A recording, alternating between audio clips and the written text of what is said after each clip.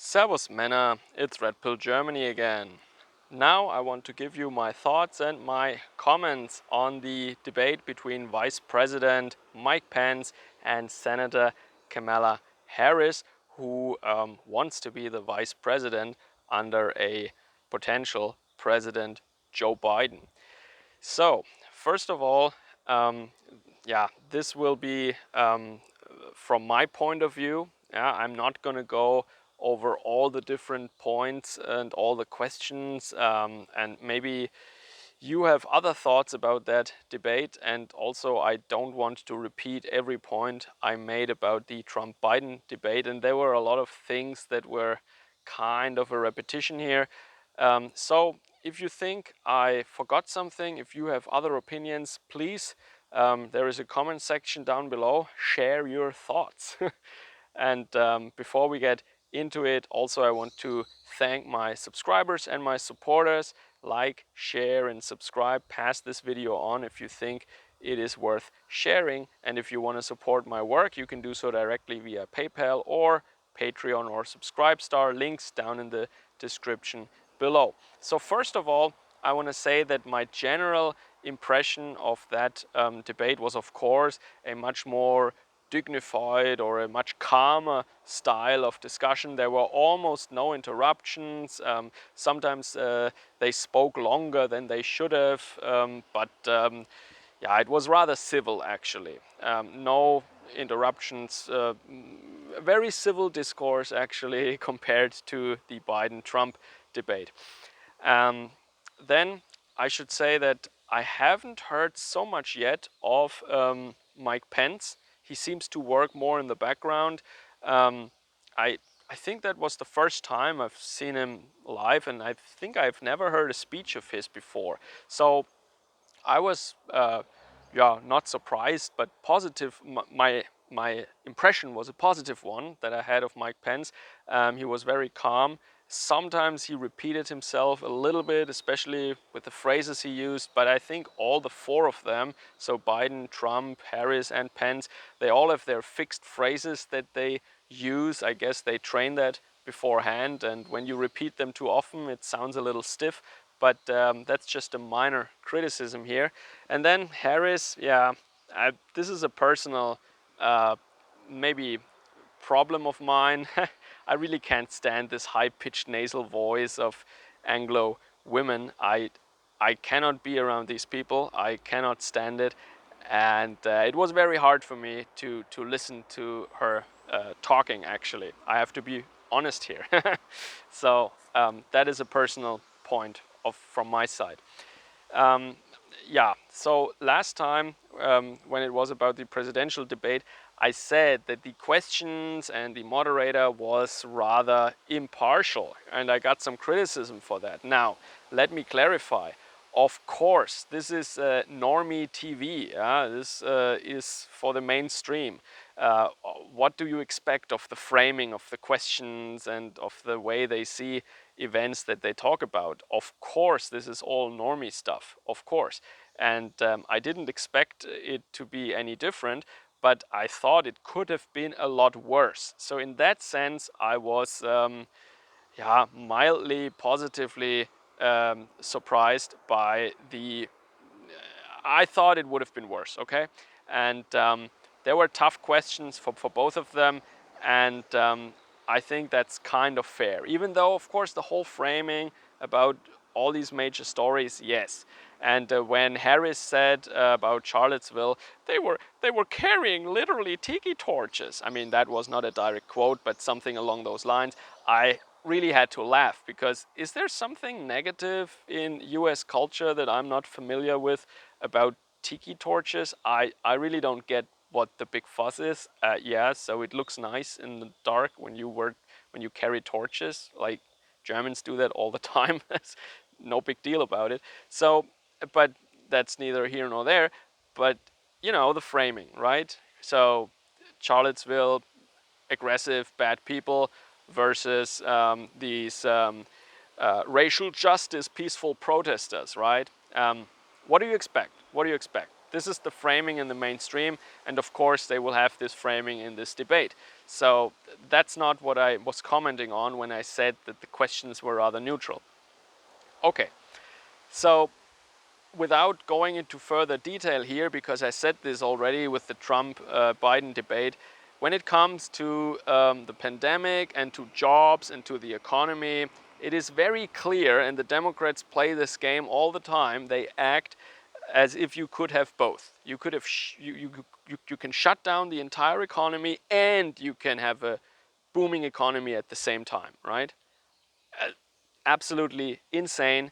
And all these attacks on the Trump administration are complete bogus because they must say what they would have done differently instead, and they never say that. So you cannot say, "Oh, you caused 200,000 deaths and you crashed the economy," as if these were completely independent things in this year 2020, right? One is connected with the other, and if you don't do anything, maybe it would have been, I don't know, 2 million. I have no idea. Yeah? And also that it was good that Pence talked about the travel ban to China. That was on the table, and that the Democrats attacked. Um, Once again, what do you want? Yeah? Do you want an open country, or do you want protection from some virus? You can't have both. Yeah? If the virus comes from China, then you must close the border to China, or well, you must restrict travelers from China if you want to do something effective in the early stages. And this is something where the Democrats, they repeatedly just contradict themselves when they say, yeah, travelers from China completely safe, but the pandemic is so bad. Yeah, complete contradiction, complete insanity. Now, when it comes to the environment, it was very clear to me that there is a huge difference between the way both parties, both candidates here see environmentalism. On the right, or yeah, on the Republican side, it's not really right, but yeah, you see that they talk about forest management and national parks and really taking care of nature, of the environment. Yeah, whereas on the Democrat side, they talk about global warming and all that stuff, and they see this as as an handy tool to get more power over the people. And just when you look at this Green New Deal stuff, take Germany as an example, because parts of the Green New Deal are very, very much alike to what Angela Merkel did, this Energiewende stuff, and what Schröder before her with the Green Party already implemented. So you see, our electricity prices, they doubled in no time in Germany when they said, oh, it will be really cheap, it will be like a scoop of ice cream per year, like the price would be as expensive as a scoop of ice cream per family per year. And then our electricity prices doubled. And our electricity prices, or what a normal family household pays for electricity in a year, is more than the cost of a scoop of ice cream, let me tell you that. So complete lies. So if you want high electricity prices and pressure on the economy, on the industry, and also an increasing cost for families, yeah, sure, go along with that. And maybe flights will be banned. I don't know what is next on their agenda. So completely different understanding, yeah, and I've never seen, or I don't know too many leftists who actually enjoy nature, who go hiking or fishing or go to a park and really enjoy nature. That's not really what they're known for, and this is why they completely ignore that and they talk about global warming all the time. But the actual environment is not really of any importance to them whatsoever. So, then I think it is very, very clear also when it comes to law and order, law enforcement. Mike Pence talked about that too. It is impressive how, and of course it's very clear that people who like law and order, who want to maintain law and order, that they would side with the Republicans this year. After what happened this year, it is very, very clear.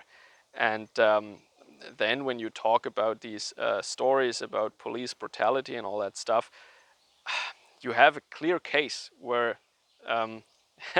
the police officers were attacked and they had to defend themselves, and then you criticize the ruling of a court. Yeah, I think it speaks for itself.